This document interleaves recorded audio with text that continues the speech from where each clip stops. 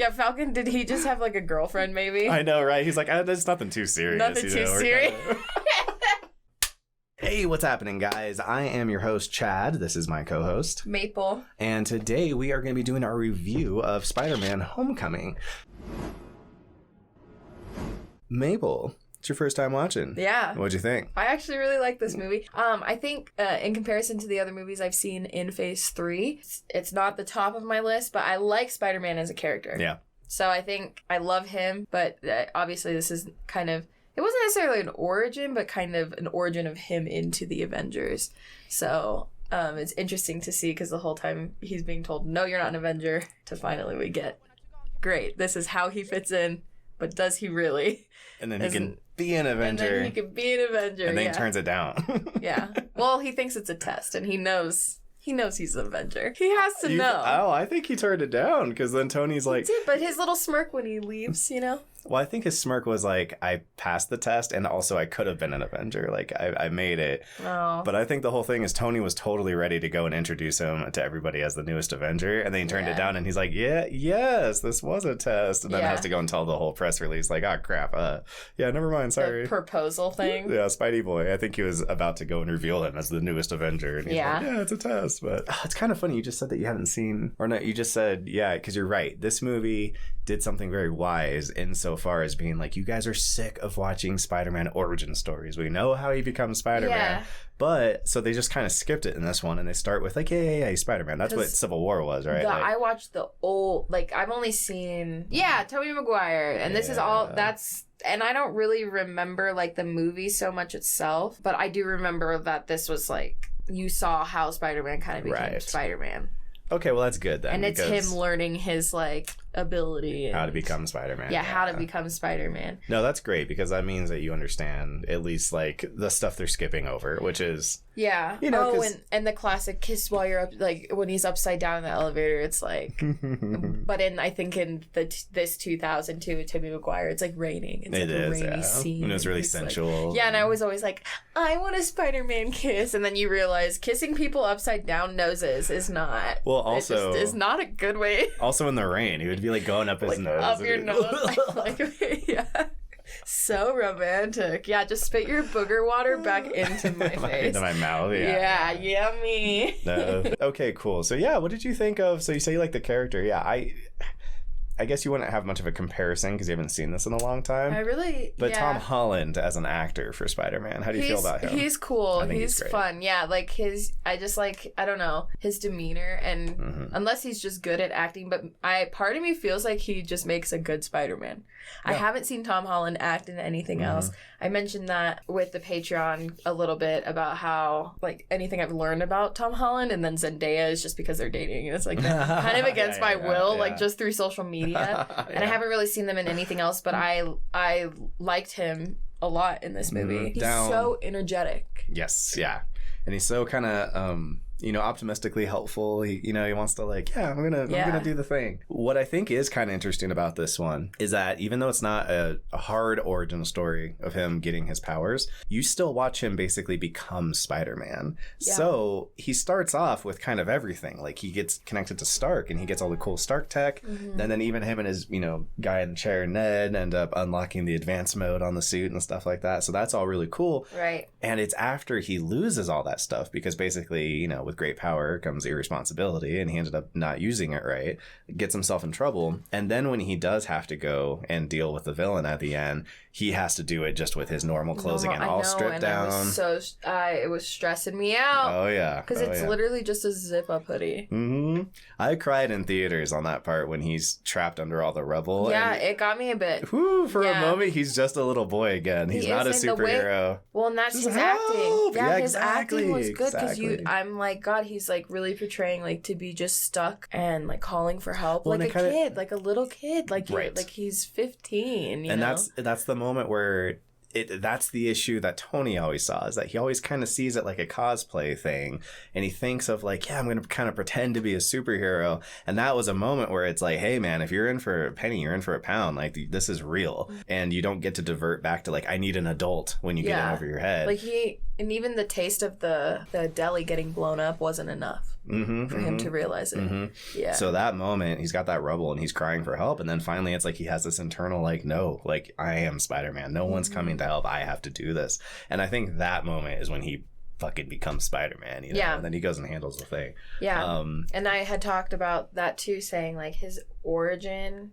like, or just like his maturity arc is different than the other Avengers. Oh yeah, because he's a kid. Yeah, because he's a kid, and this is about him learning his capability as an individual and who he is capable of being, as opposed to like, you know, whatever trauma has happened. Yeah, a lot of them are like course correct. And you've been irresponsible with your adulthood, so now you have to course correct. And his is more of like becoming a man as well as becoming a Spider-Man. And like, and kind of starting, you know, realizing that at a young age, and then, you know, just being good from there. Yeah, because he has less of the... He doesn't have to start off as I was a douchebag and then I have to go back. Yeah. So he's one of the few heroes that kind of starts off as like pretty much he already has the heroic qualities of being like a good guy. Yeah. Now it's more of kind of like the maturity issues he has to catch up with. And then the never-ending issue that Spider-Man has, which you see in every Spider-Man movie ever, really, which is the like, how do you have a full-time life as well as have a full-time, you know, being a superhero thing? Yeah. So he has to deal with that all the time. Yeah. Do you remember anything about Kristen Stewart, Jesus Christ. Do you remember anything about Kirsten Dunst playing Mary Jane at all in the first one? No, probably not. Well, that's fine because no one else does because she plays her very boring.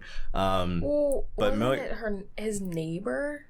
Like, were they neighbors? Yeah, when they're young. They kind of grew up together, I think, and then like nearby, I think they were neighbors, and then they were in high school together, and they fall in love, and they become, you know, it's like Mary Jane and Peter Parker are a very famous couple. So in this one, they switched it up with Zendaya. She's not Mary Jane, she's Michelle Jones Watson. Except it's not like, Zendaya's not his love interest though in this movie. No, but that's the like she goes by MJ, so I just mean like everyone goes like ooh MJ, like, you know, that makes sense because Mary Jane always goes by MJ as well, so it's like they're doing the MJ thing, but it's a different from a different which is funny because that makes sense because at the end I was like, God, she likes you obviously, because she's like, I'm not keeping tabs on him or anything. I'm just very observant. Right. Yeah, and then he's into the other girl, Liz or something like that. Yeah, with her freaking whack ass dad. Which I thought that was really cool because up to that point where they confront each other in the car, or I guess when he opens the door, I was like, okay, this is cool. Like he's just a guy. You know, I liked his angle. Like the Avengers reach hurts more people than you see on screen, and the camera doesn't always poke at the normal people. Yeah, and we got to see someone who's kind of a victim. That scene was cool, and kind of how they filmed that too, because the green light flashes on his face once he's like, it's like his light bulb moment. He's like, green light, that means go, and he's like, all right. It was sick. I thought it was really good. Like, I like that the a lot. Light turns green on his face, and you know he's looking at him in the mirror. Oh yeah, no, I thought that when that part came on, I was just like, oh, filmmaking again. Filmmaking, like, yeah. I was like, I know lighting is so freaking cool. It's very cool. I think lighting could be one of the biggest things. Oh, it's huge. Yeah, that absolutely. I'm like falling in love with through movies. Oh, I love it too. I might take you on like a Deacon's trip of like certain movies that he just made look so beautiful. Cool. I'm kind of a fan of lighting myself. Sorry, that's a Spider-Man 1 reference. A million years old. But yeah, I love just like that seriousness of their little conversation in the car. And I like that they never take him too far into the villainous area. It always feels kind of like, he always pulls back. Like he shoots one of his goons, and then it's like, oh, I didn't realize this was, you know, it was an accident. He didn't mean to kill the guy. Yeah. And then he's like saying like really he would do anything to protect his family. Yeah. And it seems like, you know, Peter tries to keep his thing a secret from his family too. So he's like, I kind of get it. Yeah. They almost they make them awkwardly relatable. Yeah, right. Which is a very common one of the like villain lines of dialogue that needs to be retired is like we're not so different, you and I, but like they work that in a good way. You complete me. Yeah, they always do that, but it works when the villain and the hero seem like the opposite sides of the same coin. It kind of works. The other thing too is that they're also two guys who dress up in suits and go and fight. So it's like they obviously have similarities. So yeah, it really works, and I like that. Yeah, like when he talks to him in the car, it's not immediately, I'm going to kill you. It's almost like, I'm going to give you one more chance. Like, you know, because you saved my daughter. You saved my daughter. You seem like a good kid, but like, you're getting involved in my stuff and I got things to do and you need to leave me alone, you know? I'm just surprised that man can even hold a marriage. Like, you know what I mean? But with a house like that, I guess some people probably wouldn't. He's still a contractor. I mean, he could make good money, and they probably would have made great money on the stupid New York contract. But again, I mean, like, Tony screws them, basically, you know? Yeah. The Avengers don't, and this is also like kind of older Tony who was a little less responsible with that kind of stuff, you know? This is... you have to think about the timeline, because this is now, we're going back, I'm pretty sure. To post-Civil War. Yep, exactly. Yeah. Most of this time period is post-Civil War, but that flashback of when Tony screwed him was way back in 2012. Way back right after New York. Yeah, so Tony still had a little growing up to do at that time period, you know? Yeah, I think the movie is a very fun, simple kind of movie. It is. It's kind of like an Ant-Man, but I just think that it has a lot more charm, and a lot of that's Tom Holland. I think he's just so good. Yeah, I love watching him on screen. Well, and I think the thing with Ant-Man was how they utilized the comedic relief at times. Mm-hmm. Like this movie did a better job. We had a moment where we let that emotion, the emotions that we're talking, we've been bringing up a lot over the other films, and in contrast to other movies we've watched outside of the MCU, it's like they finally let something simmer for a moment and let you sit with it finally when he has to get himself up. Oh man, right? It's like, and they could have ruined that if they let his little buddy walk in again, or like, Ned falls over. Exactly. Yeah. No, that's the thing. There is a lot of comedy in the movie for sure, but it's all in service, like while they're still moving the plot forward, where it doesn't feel like they do a lot of time to take a break from the plot so that they can tell a joke. Right. It feels like people are just kind of being funny and saying quippy things as they're moving along, which I like. Like that just might be how Tom Holland, like how he is and how he fits in. It's how Peter Parker is, you know. How did you feel about what's his face? Happy being worked into the story. I like Happy. Yeah. He's funny. Because he's kind of disappeared since the Iron Man movies. You know? Yeah. He's I wouldn't know how to explain him. He's kind of like an uncle, you know, like. And then tell me about the end credit scenes.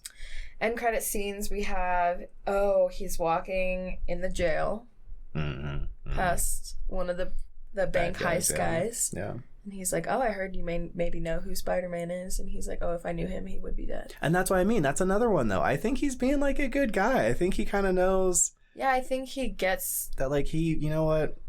You know, I don't know. Yeah. I think he gets it. I think he just... He's a bad guy, but he's, like, the misled... He's more like a Joker from Joker. Yeah. Where it's like, this is a person who needed help and guidance. And that was his speech at the end, kind of, was saying. Yeah, right. They don't care about us. We build their roads and we fight all their wars and everything. They don't care about us. You know? And so I think he gets that, like, Peter Parker's not a bad dude. You know, he didn't fight me because he's, you know... And he's a kid, like... Well, and he's a kid, for sure. But, like, I think that if he really thought Peter Parker was a piece of crap and getting in his way, he may have, you know... But, again, he also isn't a cold-blooded killer anyway. Like I said, he shoots one of his henchmen and then immediately is like, oh, crap, didn't he think the gun had, like, a stun mode or something or whatever? But... I don't know. At first, it kind of felt like he might be, but then Well, I think that's what he did on purpose. Yeah, they pull back. There's so many things where he pulls his punches, and he, like, you know, like I say, he doesn't kill him in the car. He gives him a chance. At the end of the movie, just all of that. It feels like they were trying to play with, like, you're supposed to sympathize with this guy. Like, he's a victim of the used to my villains being so clean cut. Like, right? They're good. They're good to kill. Yeah. They just gotta go. Which is funny because, man, they see it. The contrast even follows into when they unlock the suit from his training wheels mode. Right. What is it? The insta-kill? What is it? Not insta-kill. Something like that. And he's like, no, don't activate that. He's like, no, I don't want to kill anybody. Yeah. Which might be kind of how that other guy is. It's not that he wants to kill anybody. Yeah, exactly. But they're both protecting something that they deem valuable and precious to themselves. He is a victim of this. It's, you know, the Sokovia Accords, where they're like, look, you guys are this reckless battering ram, and there's people in the fallout. And that one woman who, you know, went to talk to him, and she was like, hey, this is my son. Like, who's going to avenge him? Yeah. He's another kind of guy who it's like, who's going to avenge him? So he, you know, took upon the mantle himself to go and fix it for himself. And then, you know, Peter Parker has to go smack him down. And screw them, we're not returning any of the stuff that we already have, like... Yeah. Because they had that one truck that still had the load of material on it, which is where that kind of all started. So he starts deconstructing and making the stuff all, you know, awesome, and makes his cool little Vulture, you know, outfit. And he's like an owl. Because he is like a vulture. He calls himself the Vulture, but yeah, he does look like, I heard you downstairs. Like you're like an owl. I was laughing. Yeah, like owls are like, they literally like, if you pull up a video of an owl, they'll be like, and like with their big old freaking feet. Yeah, and they have those glaring eyes. Like, he does not look like a vulture to me at all. Like, he should have called himself Night Owl. Night Owl. Like this guy from Watchmen. What is this? There actually is an owl-based superhero. He's got the owl. Last thing is Donald Glover's in the movie for a second. Okay, so I was hoping you'd explain that to me. Yeah, that is a kind of nod. Unfortunately, it's not what we wanted. So it's kind of just a reference. Okay. People had been petitioning for a long time for Donald Glover to be the new Spider-Man. Oh. And there was like a huge like groundswell of like, you know, fan support trying to get him to be the new Spider-Man. And this was kind of them like being like, okay, we'll throw you up. How one years, you know, blah, blah. But he references that he has a nephew. Okay. Miles Morales in Enter the Spider-Verse ends up being the first Black Spider-Man. As well, I don't know, maybe not the very first, but the first in like a big movie. And that's the animated movie that came out from Sony a handful of years ago. And it is incredible. It is a unbelievably good movie. Okay. So it's cool because it plays with the multiverse of like, this is just a different Spider-Man. You know, it's not, yeah. And so, yeah, it's just a lot of fun. I love it. Tony's kind of, he's got his hands in everything, so it's just interesting. Yeah. And their relationship is kind of fatherly. It is. Tony definitely seems like he really cares about him. He's very absolutely, yeah. worried for him like a dad would be, you know? Yeah. But it's funny to watch Tony because he obviously doesn't really know how to do it. And he's also trying not to do what was done to him. Yeah, as his dad, right? And so he's walking this weird line with everything with him. It's funny because he even leans to open the door. And Peter starts to hug him, and he's like, "Yeah, I'm not hugging you. I'm just opening the door." That was so great. Yeah, that was so It's like things like They're that. so awkward, yeah. Yeah. And Peter obviously is such a fan, you know. Yeah. I also like the part, too, where, like, their relationship seems like it's on the rocks or whatever, and then after the boat gets cut in half, and Peter's like, if you really cared, you'd be here, and then he is. Why doesn't Peter have parents? Am I allowed to know that yet? Yeah, comic book story, basically. They never do, you know? Like, they're all orphans almost every time. Okay, so he's raised by his They made a comment. Some people were making comments about all comic book stories are just about daddy issues. They are, yeah. Well, and everyone's always an orphan. They're always, like, there's a joke. It's a TV trope, and it's like no such thing as grandparents, basically, because everyone always lives with their aunts and uncles and stuff. But they're like, why are like your parents are always dead, fine, but where are your grandparents at? Why don't you live with your grandparents? Yeah. Or if you live with a single mom or a single dad or something, like it's rare that they live in like a normal nuclear home. You know, they have to start kind of like things are tough. You know, even Tony, like both his parents are dead. Like very few of them are both their parents rocking. I think Thor's like one of the few exceptions. In a whole other world. Other world, basically teleported. Yeah, exactly. I think Thor's the only one. Don't know what happened. Well, his mom got stabbed. Right, eventually. After he's already a hero. But most of the time, like by the time you meet them, most of the time when you meet them, they're already like, oh, no parents. Yeah, Quill. Yeah, it happens all the time. Yeah, it's really common. I think it's a quick shorthand for them to be like, you should feel bad for this person. This is why this person is not a ascot wearing elite. He's a everyman just like you, and he's got issues. Yeah, so is it one particular person that wrote these comic books? Yeah, well, so like it's a lot of people. The person who takes the most credit and has good reason for being the mastermind, but behind the whole thing is Stan Lee. So Stan Lee actually, wow. See, I need to do more research because I see Stan Lee every time. I thought that maybe he just was like had a really big hand in the production of films, but I didn't realize that it was from the perspective of the comic book side of it. Right, no, it's the opposite. Okay, yeah, they bring him in because he is the Marvel guy, basically. Wow. Yeah. Nice. And that's why he's so old, is because he basically kind of, kickstarted this huge golden age of these Marvel comics, and DC was kind of the main competitor. Yeah. Did he ever talk about his relationship with his dad? I'm sure he did. He did a lot of interviews, and he's actually really funny to listen to in interviews. He has a great interview explaining why he came up with Spider-Man and how originally he was going to be he saw a fly on the wall. And he was like, oh, cool, the Fly can walk on the wall. Like, I'll come up with another hero. There'll be a guy who can do Fly Man or something. That'd be great. And then he's like, no, Spider-Man, that's cool. What else can walk on walls? Yeah, right. Spiders. Well, what happened is he talked to like his producer, and they were like, everyone hates spiders. So first off, no, that's a terrible idea. You know, and they gave him all these reasons. Talking about Batman. Like, rats could have run over him, or like... he could be Ratman. Yeah, like he could be Ratman. Or if he went to the play, it would have been about a rat, you know? Yeah, exactly. So Spider-Man's interesting because like in the comic world, he's an early adopter and became very quickly like their most, you know, famous, most beloved, sought after comics. Everybody wanted to read what Spider-Man was up to. Okay. And in the MCU, because they didn't acquire the rights, they still haven't acquired the rights. I feel like this movie really didn't give me, because I know that people really love Spider-Man a lot. Mm-hmm. But even this movie, just seeing this would not be enough to do it for me. Well, that's the thing. It's because of the comics, not because of the movies, you know? Yeah. So it's like now this is a reference to this older thing that's been so big in people's lives. And Iron Man's the opposite. Iron Man, it was a very like D tier kind of character that people didn't really. Now he's like one of the biggest ones. And he's kind of the Spider-Man of the MCU because he kind of kickstarted the MCU in a big, strong way. Damn. So it's really good. The other thing about Spider-Man was Stan Lee was like, you know, what if I gave this kid problems? What if he was like a real person and he wasn't like a professional, like he's only a hero and he never and he has a secret identity, but it doesn't do anything with it. It's not like his family's super rich. It's not like he's or he works at the newspaper and you know, like he lives like it's well, actually he does work at the newspaper. I was thinking Clark Kent, but they both happen to work at the newspaper.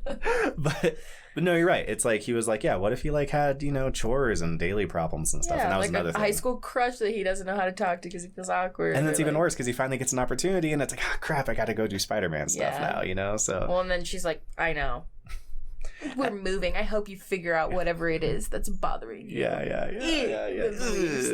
It's like, damn. Like, you don't have Instagram. You don't have Facebook Messenger. Girl, there's plenty. It's not like you're moving that. I got superpowers. I can go find you. It'll be all right. Well, I guess it is like, the opposite end of the court. It is, but still, it's not that far. That's like to fly. Like it's you know, and that's why I also think it's good. It's called Homecoming. It's like a low stakes. It's not even prom. No, you know, it's just homecoming. It's just homecoming. It's low stakes, no big deal. But I hate that, like, because if it were me, if I were her and I knew that he was just in the car with my dad and then he left came in looking all distraught and left after, I would blame my dad. Like, I wouldn't blame him. No, for sure. I would blame my Obviously, dad. my dad said something crazy. Yeah, I'd be like, what is wrong with you? Like, I'm at homecoming. Can you save it till after? Like, just let me have one thing. God. For sure. That's why when he was in the car, I was like, be disrespectful. Just get out of the car. Just get out of the car. I'd be like... Sir. No, thank you. I am not having this conversation. Well, I am going to Homecoming. And that's him too. That's his one foot in the door of like being a superhero and one foot in being a kid still. Who like I know, but calls he's Tony such Sir all the time. Good kid. Yeah, he really is. Like he's a good kid. He's a good egg, man. He's gonna go places. Yeah. And Amy's totally thinking, she's like, you know, like I used to sneak out every night. And you're out every night, blah blah blah. And then he starts crying because he lost the Stark internship. But it's like really like he is a good kid. Yeah. Otherwise. And that's the thing. He's trying his best, but there's only so much time in a day. Yeah. So it's like he doesn't have enough time to live 2 full lives, you know? So he has to keep trying to sacrifice from each life a little bit, and that makes it hard. The guy that's the detention, the guy that sits at the detention desk, does he do comedy somewhere? Oh, Hannibal Buress. Yes, that's it. I was like Hannibal because I was like, I've only seen him on Erik and Andre show. He also does a lot of stand-up. But he just looks like so young right there. I mean, he still doesn't look that different. This is not old. I don't know. It might just be the way he's dressed, like because I haven't seen him dressed like in like kind of semi-professional like a character, like like a professional. Oh, having Captain America continue to do those stupid videos. His PSAs, like they had him doing when he originally was Captain America. You got detention. Has to be the dumbest thing. It's so perfect though because Captain America is the most like Peter. They're both like Boy Scout goody two shoes. Yes. Well, and then it's funny because they have like the gym teacher awkwardly standing on the wrong side of the TV, and he's like, "Your gym teacher," and then the teacher's like on the opposite side. He's not even standing on the right side where Captain America's pointing. Like, because he doesn't even care. Yeah, and then he's like, I just have to show you these stupid things. Pretty sure Captain America's a war criminal now anyway, but whatever. So Nowadays. it like bashes the school curriculum and how it's like so just like oversaturated and what teachers can and can't do. No. Oh yeah, and so your body's changing. Oh my god, and that probably, I think it comes up 2 or 3 times you hear him say that, because the Andre, you know, goes to like turn off the show after he's like, so you got detention, and it's like the clips just roll into the next one. Yeah, he so just it's obviously all just shot one tape. They just were like, okay, next thing is this. Okay, now you gotta say this. Yeah, it's so funny. That's the last credit scene is him being like, I know a thing or two about that. Yeah, like the super soldier serum. That's so stupid. So dumb. Oh, my body changed when they shot me with a bunch of drugs. Yeah. Aunt May has an end credit scene, right? Oh yeah. Yeah. That's just, I thought, to me that was just the end of the movie. No, it probably is, but I think because it kicks off technically. Yeah. But yeah, technically, yeah, changes because he and changes. Then well, because he gets back home after being dropped off, and that little brown paper bag is on his bed, and it's obviously Tony leaving him the suit, and so he like puts it on, and she's like, "What the?" Like, which is really fun because in most of the other stories, Spider-Man goes forever without his family or anyone finding out who he is. So it's like really kind of a nice like breath of fresh air because it's like, oh, thank God. Like at least he doesn't have to like play BS with her all the time. I know. Like, and she's a lot of fun. So I like the idea of her being on the end. You know? Yeah, and because when Tony was telling him, oh, like you'll have a room here and a place at the headquarters, and this is kind of where you'll be now. Let's see how you fit in. Right. I'm just thinking like, everything that Spider-Man was doing was to kind of blanket and protect Aunt May. Yeah, and his friends. Yeah, right. And so, he has a real life. Yeah, and so we're just going to pull him out of it. Tony was offering him what we're kind of talking about, which was like, when you're a hero full time. Right. And it's kind of like how Batman says, like, this is the mask. The Batman is who I screw really Tony am. saying that, because half of them leave and are gone. Doesn't that place seem empty all the time? Yeah, like I'm like you walk around like, hello. It's like where like half the time none of them are even there. Yeah, it seemed like Falcon was like the only guy hanging around. Like everyone who was Banner, homeless, gone. Oh Hulk, yeah, gone. Like he's out away. It seemed like Wanda, who's homeless, and Vision, who's like a weird newborn baby, and Falcon. I don't know why he's home. Like it's the only. There's like 3 or 4 that hang out there, and it seems like everyone else just goes home. Yeah, Falcon. Did he just have like a girlfriend? Maybe. I know, right? He's like, there's nothing too serious. Nothing too serious. I don't know. It's so weird. Yeah, because in Ant-Man, it's like it seems like Falcon's the only one there when. Well, definitely in that scene, yeah. Yeah. But that definitely it felt like what you guys couldn't afford the rest of the Avengers. That's the other thing I wanted to mention. I think the movie does a good job of giving you like an inside perspective of who he actually is as a person. Yeah. And no one really around him sees him the way that we do. Right. Like we get Spider-Man. Also, I think when he puts the suit on, he feels super. Yeah. Even if it's not a special suit, it's just like once he dons the Spider-Man persona, he seems so much more confident. Yes. He does talk to the criminals and make the witty jokes and stuff. He doesn't do that in high school. And he would be his reflection like in the water with half the mask. Right, absolutely. Which that's his plight. Tony's offering him, hey, come live at the compound, be a hero full time. And May is offering him, be a kid. And the truth for him is going to be somewhere in between. And no one else can figure that out for him. He has to decide for himself what that means, and being a part-time hero. His cute little notes, like leaving a note. Please don't steal this. Yes, I love that. That is funny. That's good because again, he's still a kid. Well, and that's what it is. He is interpreting what being a superhero is from the point of view of a kid. So everything is very like. Remember, I was talking about Robin and how I don't love having sidekicks. Yeah. People were like, well, then how do you feel about Ned, with Spider-Man? And I was like, I like it there because Ned and Peter are kids who are interpreting what a superhero is to them. Yeah. So they don't think it's kiddie and dumb because they are kids. It's exciting to them. Yeah. I watch the cartoons. The guy in the chair. They're supposed to have a sidekick. Like, oh, great, I can be your sidekick. That's so fun. Yeah. And that's what I was saying. Like, if like the brutal, like, I am the Dark Knight and Gotham's savior, and then I've got my boy Wonder's sidekick. He's a guy in a chair. He's cool. He has helpers, but like Fox is not like wired to him all the time, and always like his. I think only in that last scene, basically, when he's connected to the stupid sonar thing. Well, there it is, guys. She likes Spider-Man. So I love Spider-Man. Yeah. I want Spider-Man workout clothing. Yeah, I heard you saying. But I was looking it up, and like it's not like I want something that looks like the suit that he got at the end. Yeah, it's probably very tailored, so I bet you could find something that fits loosely and then go get it like really brought in, and it would probably work out pretty well. Yeah. All right, bye. I gotta work on my cosplay. Haven't done that yet. Bye.